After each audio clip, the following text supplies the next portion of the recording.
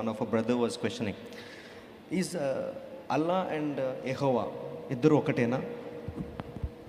ఇది నాకు మీరు సేల్స్ పిచ్ ఇస్తున్నారు అనిపిస్తుంది. ఎందుకు అంటే ఈ టాపిక్ మీద కూడా నేను ఇంకో పుస్తకం రాశాను. ఇది నేను ముందే చెప్పలేదు ఆయనకు, ఇవన్నీ నన్ను అడగండి, నేను నా పుస్తకాలు అమ్ముకుంటానని. Please don't get me wrong, అది కాదు నా ఉద్దేశం. I wrote another book, Jehovah Allah ఒకరేనా అన్న పుస్తకం రాశాను. మీకు ఈ ప్రశ్నకు సంబంధించిన లోతైన అధ్యయనం కావాలంటే ఆ పుస్తకం కూడా పంపిస్తాను. అయితే నేను 2001 నుంచి ముస్లింల మధ్య పనిచేస్తూ వచ్చాను. చాలా మా నాన్నగారు ముస్లిం, మా అమ్మ క్యాథలిక్ క్రిస్టియన్. నన్ను ఎప్పుడు ముస్లింగా పెంచలేదు, నేను ఎప్పుడు క్రిస్టియన్గా కూడా పెరగలేదు. క్యాథలిక్ చర్చిలకు వెళ్ళాము, అక్కడే పేర్లు పెట్టారు. పెరిగిన తర్వాత నేను ప్రభువుని తెలుసుకున్న తర్వాత నేను ఒకరోజు హైదరాబాద్లో నాకు ఒక ముస్లిం మిత్రుడు వచ్చి, నువ్వు క్రీస్తును దేవుడని ఎందుకు నమ్ముతున్నావు, అది తప్పు, మీ బైబిల్ చెడిపోయింది, క్రీస్తు నిజానికి దేవుడు కాదు, ఒక ప్రవక్త మాత్రమే అని చెప్పినప్పుడు నేను ఛాలెంజ్ చేయబడ్డాను. I took it as a challenge to study and I studied, రిగరస్గా చదివాను. నేను ఈ టాపిక్ చదవటం మొదలు పెట్టక ముందు నా జుట్టు నల్లగా ఉండేది.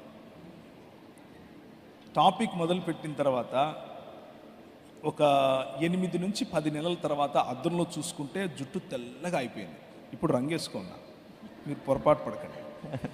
అది కూడా అంటే మా పాప, నువ్వు రంగేసుకో లేకపోతే నేను తాత అని పిలవాల్సి వస్తుంది అని చెప్తే వేసుకున్నా.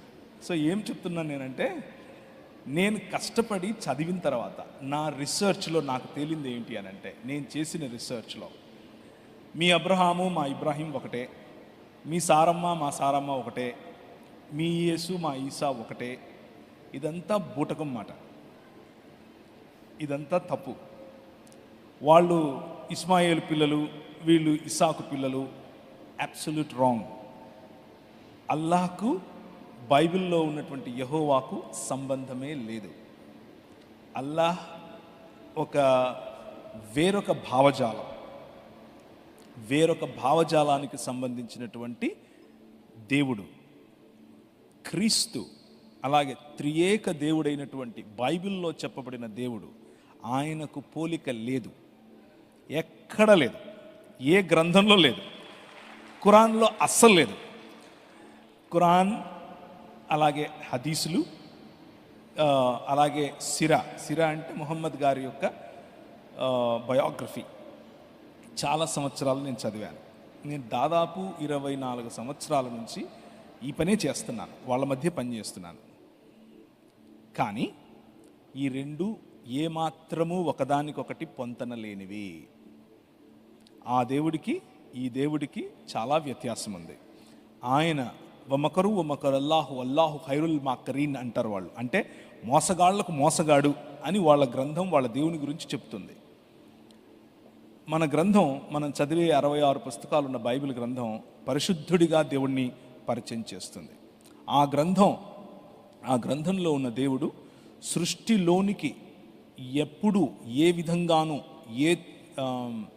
ఆయన రాలేడు అని చెప్తుంది. సృష్టికి సృష్టికర్తకు అంత ఎడమ చూపిస్తుంది. కానీ మనం చదివేటటువంటి గ్రంథం భూమి ఆకాశములు అనేటటువంటి తన భవనాన్ని, తన మందిరాన్ని సృష్టించుకున్నటువంటి సృష్టికర్త అందులోనికి ప్రవేశించి సింహాసనాసీనుడై ఆకాశమును తన సింహాసనముగాను భూమిని తన పాదపీఠముగాను చేసుకున్నాడు అని మనం చదివేటటువంటి గ్రంథం చెప్తుంది. So there is a lot of difference. ఇది వేరు, అది వేరు. హైజాక్ కొంతమంది చేస్తారు కొన్ని కాన్సెప్ట్స్ను. హైజాక్ చేసినప్పుడు ఆ హైజాక్ చేయబడినటువంటి కాన్సెప్ట్ను కొన్ని వందల సంవత్సరాలు మాటికి అదే చెబితే అది సత్యం అనుకుంటారు ప్రజలు. కానీ మీరు అటువంటి తప్పును తప్పుగానే చూడండి.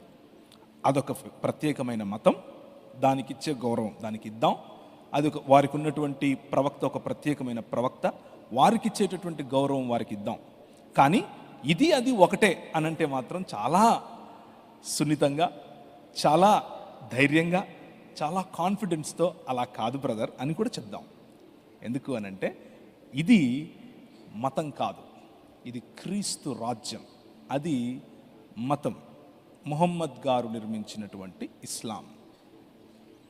ఇది 66 పుస్తకాలున్న బైబిల్ గ్రంథం ప్రకటించేటటువంటి, పరిచయం చేసేటటువంటి త్రియేక దేవుని యొక్క భావజాలం, సంఘటితమైన ఐక్యత కలిగిన ఒక్క దేవుని యొక్క భావజాలం. అది ఒంటరివాడైన, ప్రేమించలేని, కేవలము జాలి చూపించగల దేవుని యొక్క భావజాలం. రెండిటికి అస్సలు పొంతనలేదు.